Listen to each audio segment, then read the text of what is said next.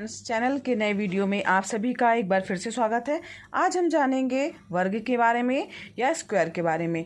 वर्गाकार आकृति कैसी होती है और इससे संबंधित कुछ इम्पॉर्टेंट फार्मूले भी हम आज सीखेंगे, उनको कैसे निकाला जाता है। तो वर्गाकार आकृति आपके सामने देखिए, एक आकृति दिख रही है जो कि कहलाती है वर्ग या स्क्वायर। ये आकृति जो होती है उसमें आपको देखिए 4 भुजाएं दिख रही हैं, ठीक है। ये AB, BC और CD और DA, ठीक है। ये 4 क्या है, इसकी भुजाएं हैं और 2 इसके जो हैं वो विकर्ण हैं। आमने सामने के जो पॉइंट हैं उनको मिलाने पर जो है वो बनता है विकर्ण। तो 2 विकर्ण हैं AC और VD। तो यहाँ पर भुजाओं की संख्या कितनी हुई, 4, और विकर्णों की संख्या कितनी हुई, 2। तो वर्गाकार आकृति होती कैसी है? तो वर्ग बच्चों 4 भुजाओं से घिरी आकृति होती है जिसकी चारों भुजाएं कैसी होती हैं, बराबर होती हैं। और साथ ही बच्चों ये ध्यान देने वाली बात है कि ये जो कोण होते हैं, ये जो चारों कोण होते हैं, भुजाओं से निर्मित कोण होते हैं, वो कितने अंश के होते हैं, 90 अंश के होते हैं। 90 डिग्री के एंगल्स होंगे चारों, ठीक है। ये भी, ये भी, ये भी और ये भी। साथ ही साथ जो है वर्ग के जो दोनों विकर्ण हैं यानी AC और BD, ये क्या होते हैं, ये दोनों विकर्ण जो होते हैं आपस में बराबर होते हैं और एक दूसरे को जो है वो समकोण पर प्रतिच्छेद करते हैं। समकोण से तात्पर्य क्या हुआ, 90 अंश पर प्रतिच्छेद करते हैं, यानी ये कोण भी आपके क्या होंगे, 90 अंश के कोण होंगे, ठीक है। अगर हम इसकी परिभाषा की बात करें तो इसकी परिभाषा हम इस तरीके से लिखेंगे कि 4 भुजाओं से घिरी ऐसी आकृति जिसकी चारों भुजाएं बराबर हो, चारों कोण समकोण अर्थात 90 अंश के हों, वर्ग कहलाती है। और वर्ग के दोनों विकर्ण क्या होते हैं, बराबर होते हैं, वह एक दूसरे को समकोण पर समद्विभाजित करते हैं। तो परिभाषा से आपको वर्गाकार आकृति के बारे में ज्ञान हो गया होगा। और ये वर्गाकार आकृति कैसी होती है, 2D आकृति होती है। अब हम चलते हैं इससे संबंधित कुछ इंपॉर्टेंट फार्मूले की ओर।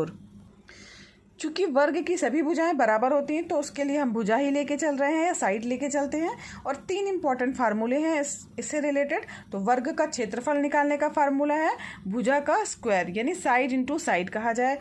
तो अगर हमारे पास भुजा दी हुई है वर्ग की तो हम उसका क्षेत्रफल कैसे ज्ञात करेंगे, उन भुजाओं को मल्टीप्लाई कर देंगे या तो फिर उसका स्क्वायर निकाल लेंगे। अब बारी आती है दूसरे सूत्र की, वो है वर्ग का परिमाप। तो वर्ग का परिमाप ज्ञात करने के लिए जो हमारे पास दी हुई भुजा है यानी साइड है उसमें हम 4 का मल्टीप्लाई कर देंगे तो वो तब हमारे पास वर्ग का परिमाप ज्ञात हो जाएगा।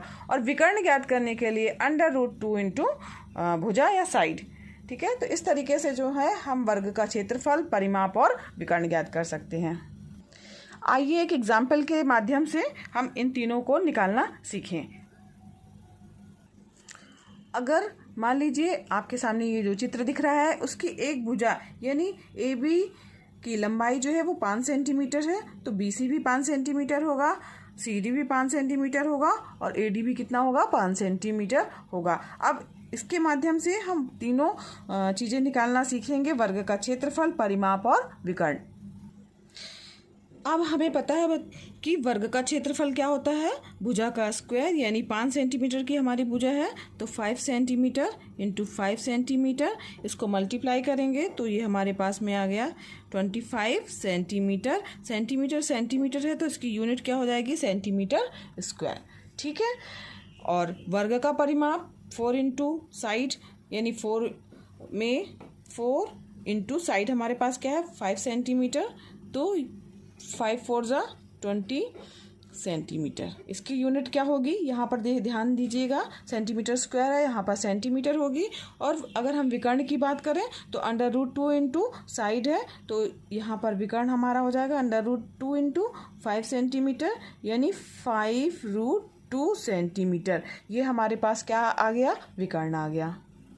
इस प्रकार हम आसानी से वर्ग का क्षेत्रफल, परिमाप और विकर्ण ज्ञात कर सकते हैं। और वर्ग की आकृति कैसी होती है, परिभाषा है, वो आप देख ही रहे हैं और अच्छे से जान गए होंगे। तो आज की वीडियो में बस इतना ही। अगर वीडियो पसंद आया हो तो वीडियो को लाइक कीजिएगा, चैनल पर नए हैं तो चैनल को सब्सक्राइब कीजिए। इंटरेस्टिंग वीडियो के लिए मिलते हैं एक नेक्स्ट वीडियो में।